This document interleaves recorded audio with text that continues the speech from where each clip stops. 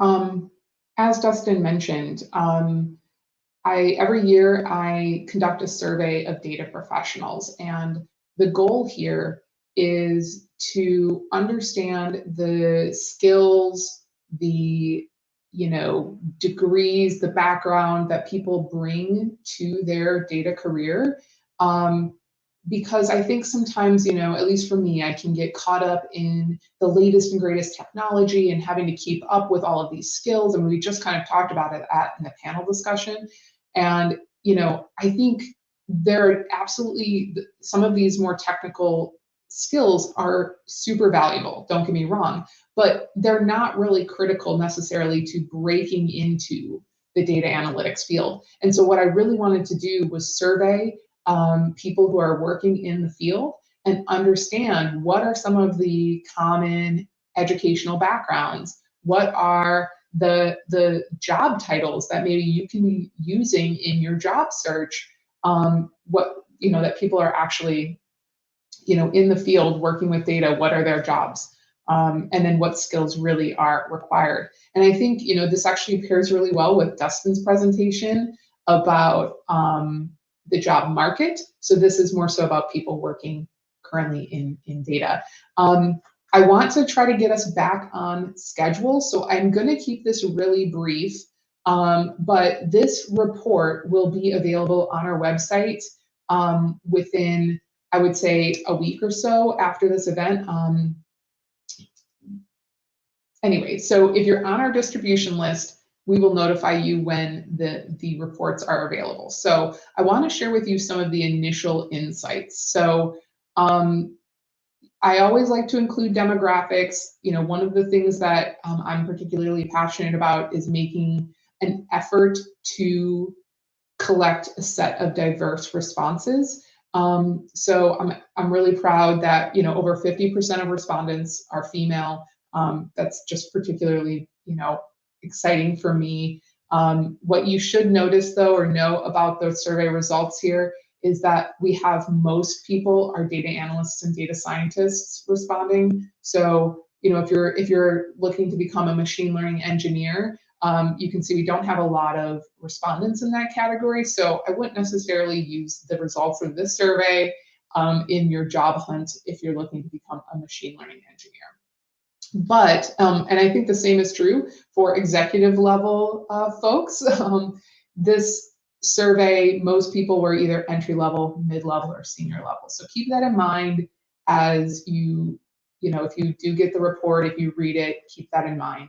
But one of the things I like to start with is educational backgrounds, because it's my opinion, and I guess I would say I have anecdotal evidence that says you don't necessarily need to come from a STEM background or have a STEM background to get a job in data. So there are certain majors that you are definitely going to see, like computer science and math and information technology. They are definitely going to be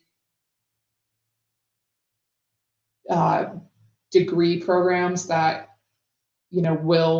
are highly correlated to having a job in data. But there are also other things like social science and economics and even English. There's lots of awesome majors that still lead to a job in data. And I would argue that some of when you have that domain experience. So if you, let's say, have a degree in environmental studies and you go into data, you now bring that experience with you to your work in data. So, computer science skills are wonderful, and so are domain specific skills as well. Okay. Aside from the top 15, degree programs or majors, there are others as well. So those colored in yellow here are outside of those top 15. But you even see like kinesiology and sports management. And we even have some folks who don't even have degrees. So like if you didn't go to college, a traditional kind of university, that's okay. That's not gonna keep you from getting a job in data. So I think that those things are important to highlight. I also kind of love that analytics and data science isn't even in the top 15. And maybe that's because there aren't many like official majors that are like that. That's still a very kind of new up and coming major degree program, but I just think that that's kind of funny. So moving on, entry level roles. So let's say you graduate, you kind of take a traditional path where you go to college or university, you get a degree, and then you are searching for a job. What is that kind of most common relationship? So folks who graduate with a computer science degree ultimately seem to kind of go into that data analyst, data scientist role. But people who are maybe more on that social science, economic degrees, they actually go more first into that business analyst role, which really does take advantage of that domain expertise. So I think that relationship is kind of interesting.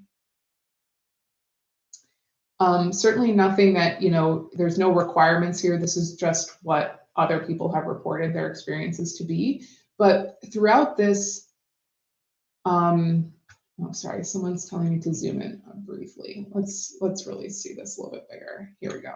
So we do ask for advice. Hey, what advice do you have for other people who are looking to do the same thing? And several people had talked about their unique pathways. So I would say that that's not, if you don't have that traditional pathway, that's totally fine. That unique pathway actually might provide a lot of value. And then one more fun fact, and then I will wrap it up and we can share this report out afterwards. But entry-level job titles. So we do ask people, when you got that first job in data, what was your job title? And then I tokenized those job titles. So each word becomes its own kind of value here. And I wanted to see which words were most common. So analyst by far was the most kind of common keyword, followed by data. And so you kind of need to start thinking about these two things, these different words together. So analyst is most common, so is data. So data analyst is very common. We see things like business intelligence together, or maybe you see like research associate or data associate. So, but I would say that these different keywords can be used in combination when doing a job search.